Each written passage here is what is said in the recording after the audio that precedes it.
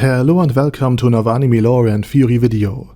I'm Shergok, your host, and today we are going to take a closer look at why Ainz Ooal Gown infiltrated a seemingly random elf village and what its inhabitants thought about Ainz Ooal Gown and his sorcerer kingdom after he, Aura, and Mare left. But before we're going to take a closer look at any of this, let me quickly thank my Patreons for supporting this channel, as well as say thanks to all users of the YouTube thanks function for making one-time donations. And with that said, let's get to the topic at hand. The elf village is situated in the midst of the great forest of Ewasha, a great green hell, where only the strongest and most adaptable survive. And it was to this place that the dark elves fled, after their home in the forest of Top was seemingly destroyed by the awakening of the sealed evil tree Quaya, a devouring beast with so much life force that even Aura, whose ranger skills and sensory strength usually meant she had no problem gathering all sorts of intel on any number of foes, even in the midst of the forest, could not even gauge the amount of life force the tree had. Nevertheless, the forest elves and later the dark elves managed to survive in their new home after fleeing. And the elf village founded by these dark elves and inhabited by them ever since then was also the destination of Aura, Mare, and Ainz Ooal Gown, the overlord of the great tomb of Nazareth. However, Ainz did not venture into this land to scout and conquer it, but because he was on a vacation, and incidentally was also looking for friends for Aura and Mare, peers, with whom they could play and interact on equal footing. This was something that sounded good in Ainz Ooal Gown's mind, but was greatly misunderstood in reality in every conceivable way. But first things first. Ainz Ooal Gown set out with Aura and Mare into the great forest without more than just an idea of how to find the elves living there. However, Aura's ranger skills quickly not only located an elf village, but also secured a friend and helper, the Overlord, who saw the area as his hunting ground and was then subdued by Aura and her wolf Fenrir. This half-bear, half-ankylosaurus beast played a central role in gaining the trust of the elf village. Similar to how Rudius Greyrad gained the trust of the beast people, after sharing a cell with geese and then defeating an attacker of the village, Ainz, Aura, and Mare followed suit. The Overlord was sent ahead to the attack of the Dark Village, something that usually wouldn't happen, because the Dark Elves had an interesting defense strategy against the dangerous beasts populating the forest. Around their village, they planted strong-smelling herbs to completely mask their own scent and confuse the noses of predators. However, the Dark Elves could not share this trick with all the other elves, because eventually the forest animals would know that whenever they smelled a strong stench, delicious elves were nearby. Therefore, the rangers and scouts of the elves also had to eliminate any intruders who ventured into their village, as otherwise their camouflage would be exposed. Even though the Overlord was very strong and wild, he, like many magical creatures, was also not lacking intelligence, so he could understand things and think clearly, though he naturally did not possess the education and general knowledge of a normal human. Nonetheless, the intelligence of these creatures posed an enormous danger in and of themselves, so they might figure out why there are so many strong-smelling herbs. And this danger now seemingly has manifested itself. The Overlord attacked, took a heavy toll on the village, attacked the elf trees, and the dark elves tried desperately to defend against him. Something that did not succeed even remotely, until salvation arrived at the last second in the form of Aura, who managed to drive the beast away.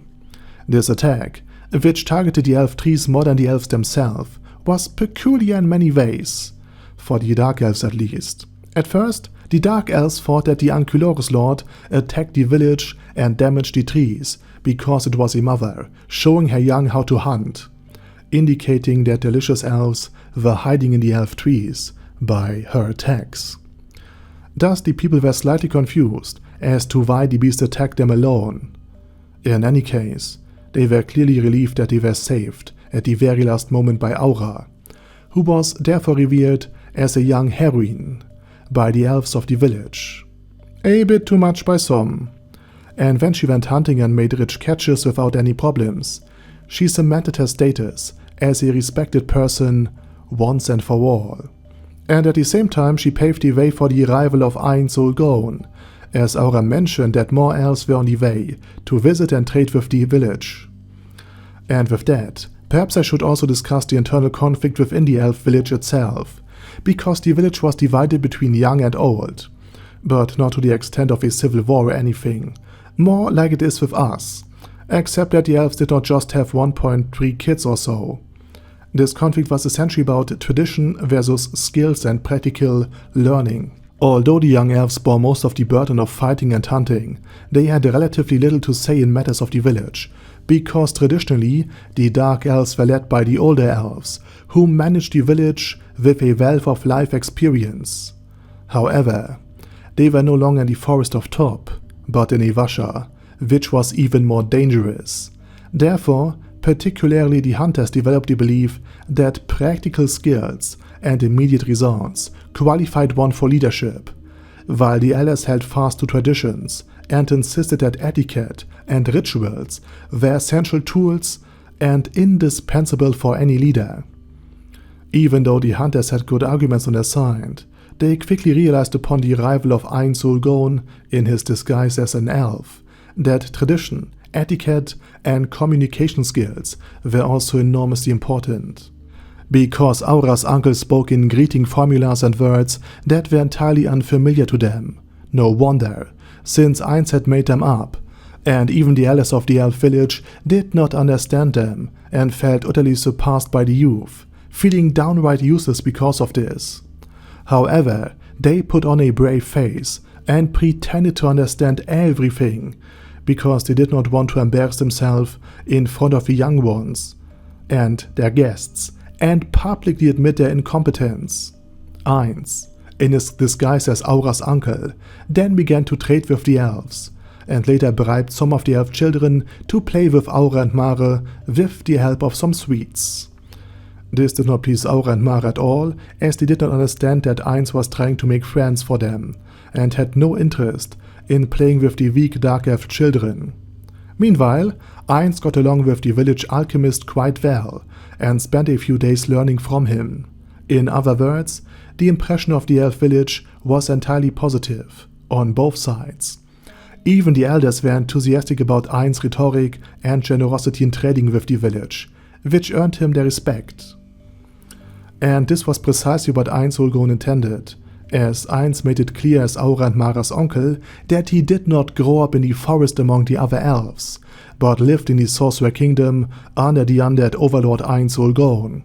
This entire positive appearance was also about painting a positive picture of the Sorcerer King and his nation, as a peaceful and prosperous kingdom where everyone could thrive in their very own unique way. This image of strength and prosperity that Ainz conveyed could also lead to the elf village after Ainz Ooal Gown's visit, especially after the wars declared or waged and the dark elf village had to send troops and failed, and Slain gains more and more control over the land to eventually decide to evacuate the village voluntarily and settle in the Sorcerer Kingdom, simply because Aura, Mare, and Ainz Ooal Gown, in his disguise as the elf uncle, left such a good impression. In other words, this little trip to the elf village could significantly contribute to the later integration of the entire elf kingdom into the greater Sorcerer Kingdom, or its existence as a vassal state, as a willing vassal state under its watch, just as the Empire has become. And with that said, now it's your turn. What are your opinion on the video and on the elves and on the elf village and about Ainz Ooal Gown's disguise? Let me know it down in the comment section. And while you type, I say thank you very much for watching, and special thanks to Other ASK, Bad Guy Yi, Bad Burrito 316, Beezer, Ben C, Brandon D, Chrissy, Crowley 0221, Sia, Crystal Prime, Dead Slime, Death is Mercy, Deathless Dragonlord, Demon Xenomorph 1987, Devin Downen, Ding Dong, Din Pep, Dragonlord Placido Saxophone, Duckwagon, Dunkler Krieger, Dystopia, Dystopia II, Enigmatic Unicorn, Firalshivan, Guy with That Head, Hector Marino, Hoss, Huster, Jacob G, Jana B, Jason, J. Morris, Chromius, Kyle R, Lee K. Long, Legendarius, Lelouch Britannia with a Mustache, Lexus Fox, Lord Nishikian Rai, Lord Touch Me, Loverazor, Merovec, Mr. Shoes, Mr. Tweaker, Michael R, Michael Y, Nope, Oh Hell No, Normal Toad, Oh Kill, Overlord General Gaspar, Paddy Pentum, Personage, Primus 11, Rhinomere, Cune Caracos P, Shergox's Daddy, Shadow Lightning Wolf, Shrine Keeper, Sir Axolotl, Super Tier Magic Batista Bomb, Supreme Cheese, Staris, Ted, Texas Deer, The Orc Warboss, Rock Ed Smasher, T.E. Wang, Vash Hawkeye, Vegito 27, Venture Fanatic, Wilhelm, Zinukai, and Sonagon. Thanks guys. Anyway, have a nice day, and I hope to see you all again soon on my next video.